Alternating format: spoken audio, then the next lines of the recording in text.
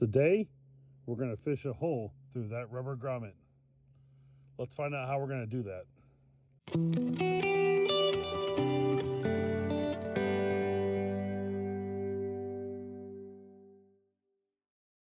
So we've got this coax. We're going to fish through that rubber grommet hole. But somehow, I don't think this end is going to fit through that hole. How are we going to solve that? Well, first of all, we have what we have considered a FME connector on the front end of this cable. This connector screws right off. These are FME connectors, and zoom in up close, a little bit closer camera so you can see that. Hopefully that's going to focus. And when you're done, when you get that on, we'll just screw that right back onto the inside and connect that to the radio. So in the meantime, we've got to figure out how we're going to fish this through, and we're going to fish it through on the truck, because it's got to go out the back of the cab, down the box, and over the back wheels. And of course, it's winter time. It's been 27 degrees, so the truck's gonna be a little dirty, and it'll be fun fishing that cable, this coax through there. So let's see how we're gonna do that, and I'll show you some video along the way. Let's get started. So the first thing we got to do is be able to pop this cap off, and a simple little screwdriver.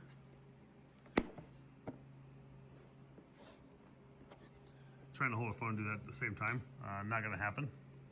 Okay, now we got it off. So, then we have this Brevo mount, which kind of looks like this. And these lips here will kind of go under tuck under these lips here. And we can run that cable up through there. And we look down through there. Can't get a real good shot, but we do have a hole we need to fish a cable down through.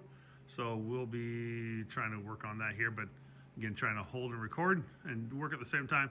A little difficult, so we'll show you once we get the cable fed through there. All right, so as you can see, we've got the hole down through there. And what I've done is went ahead and taped up this end, which is the FME connector end. I put a little tape around it. I want to protect those threads and everything as I shove that down through there. So, that's what we gotta work on and get that fed through there and see what we can figure out what's gonna go past that. Okay, I'm gonna give a shameless plug for one of my items I find on Amazon. This is that pro grade silicone tape. You can kind of see some of the elements of it, and this is that tape here. I'm gonna cut up a small piece of that and wrap that around this here. Even though it's up, in the upper part of the truck here on the bed, it may not be fine. It may be just fine, but moisture stuff can still get in there somehow, and I'd rather have that sealed a little bit better. So we're going to tape that up here, and we'll get this melted. All right, so you can see we've got this sealed here now, and it's wrapped around here on both sides. And we'll bring the camera up just a little bit there. And we had to take one of these off to get that wrapped around there properly, but it is on there. And then we're gonna get this shoved down in there. What I don't like is that I have a little extra cable here at the top from where this goes in.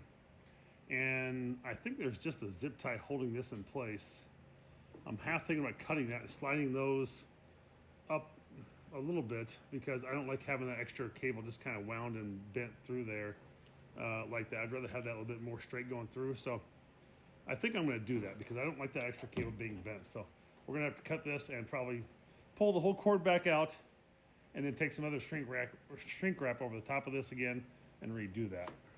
Okay, so we were able to take and cut these, move this up quite a ways, and this thing fits in here beautifully now, right at the end of this.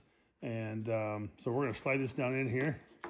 Again, I had to cut this, and I had to use a couple shrink wraps. I didn't have one long one that has the glue in it. I really like the ones with glue. So let's get that to fit back in here. Drop that one in. Drop that one in. And snug those down. So it stands up just a little bit maybe on its own, but shouldn't be much pressure there. So I'll make sure one more thing here. This is all the way up on the, come on, get it back out again. Let's make sure that coax is all the way up on there. It is. We actually could just, this maybe just a little bit. Nope, it is fixed in there, so. All right, we'll just drop that one in, drop that one in. And by the time we tighten this down, I think it'll be just fine. Get that to snug in there like it should. We get the Allen wrench here. Now my easy thing would be to just take and use this differently, but I don't have another Allen wrench that is this size that will screw down in there. So these aren't hard to turn, it just takes time. We'll fast forward to the end for this.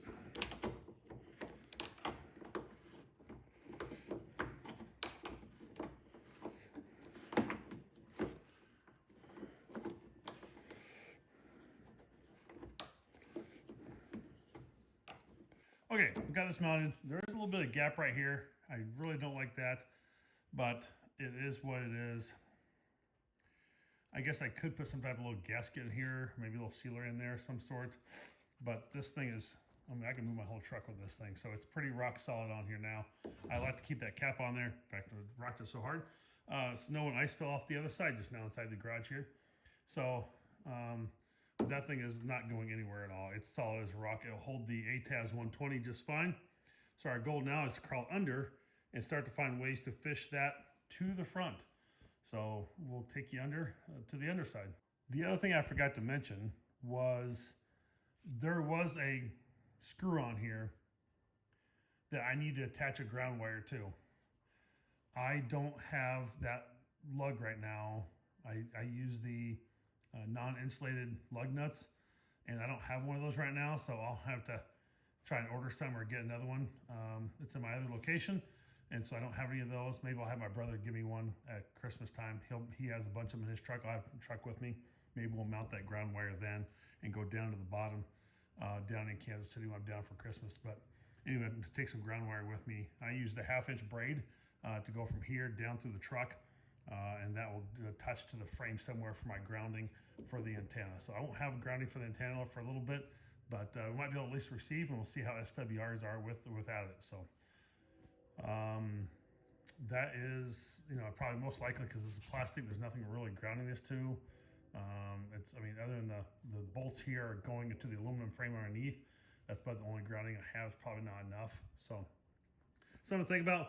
Now we're going to have to move some little bit of water and snow out of the way to crawl under this truck. So these are always fun.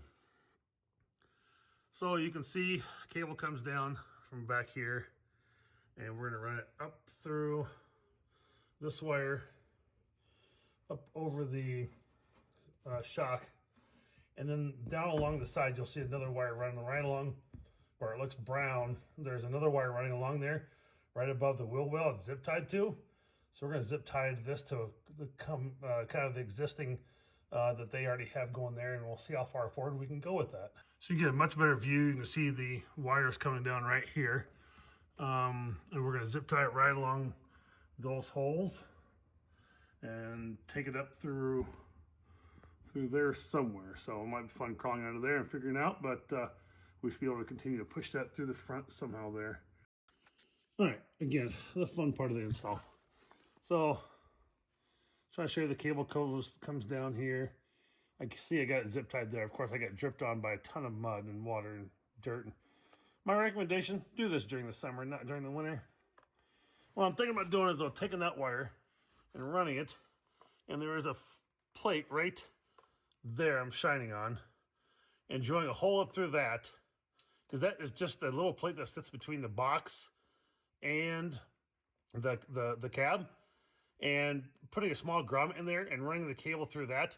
Otherwise, I have to run it out around this corner, right through there. I don't know if you can see that through there a little bit.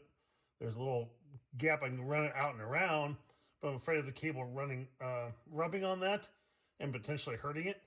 So if I just drill through that little plate right there, I can probably just run a grommet through there and be just fine. So just gotta go find my grommets and probably some type of drill to run this cable through, and we'll go from there.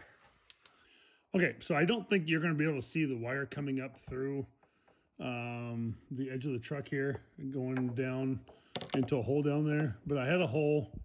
I was able to drill up through that metal piece, or maybe some type of rubber piece. I'm not sure exactly what it was. It was easy to drill through either way. And now I've got the cable attached to this wire. I had to end up resorting to like a number 9 wire. You can see I had a bunch of this stuff here, and this is a really great thing to pull cable through, but it was just not stiff enough for me to be able to get it down through the hole to be able to pull it through. So I had to resort back to this number 9 wire, and I'm just going to pull that wire up through there, and let's see what we can do. Okay, so the lighting may not be that great here, but you can see the hole. You can see the cable coming through, and I've got the grommet. I actually accidentally pushed it out, but I end up using these little needle nose pliers here. I have little tiny ones, and I was able to reach in with those to the hole and pull that connector through that grommet hole, and that worked out really well. So anyway, we will have a cable inside the truck now. Fishing this was probably the hardest part of the whole. Again, truck's dirty and you can't see really down in there very well, but that was probably the hardest part of the whole thing. Now we got this in here. We'll get that grommet pushed back in, and we will get this connected to the radio to get an antenna on there. So there's the install for the antenna mount with the cable using the FME connector. You're going to see how we went through all the different steps and kind of had to finagle it. Luckily, when I pushed on that rubber grommet in the back of the cab here, it pulled out. I was able to retrieve it, and as I put it on the cable and pulled it back through, it snapped right into place inside the back of the cab of the truck, so it sealed the truck back up again, which I'm really grateful for. And then I'll do an overlay of a picture here of the final install of the antenna mount and what that looks like. I'll screw the ATAS 120 onto that, and we'll be good to go. So my wife will be bringing that when she comes this weekend. And so that FME connector, sliding it through, feeding it through everything from this end to that end, from the back of the cab, back of the box, to the front of the cab here, to below the seats where I connected to the radio. Just worked out really great. It was a great way to go. Highly recommend ABR Industries, and I would definitely check them out if you have not used their cable before. They have some great cable. Chuck, Shannon, Scott, all of them down there are a great crew, and you know, you can use my code ham radio guy. Actually, it might be W0T. I'll put it on the screen for which one it is exactly. And thank you for joining today. Thank you for watching. And if you haven't hit that subscribe and like button, please do so. Thank you for watching. And I'm trying to get to 500 subscribers and more, obviously, but trying to do that before the end of the year. So we've got a few more days left here in the December of 2025, and we'll catch you on the next video. Listen to the podcast. You can catch on any of the major platforms: Google Cast, Spotify, iHeart, Apple, Google, whatever you want. I'm out there on most of the platforms. So join the podcast, and I have a good one for year-end information coming out. Talk to you soon.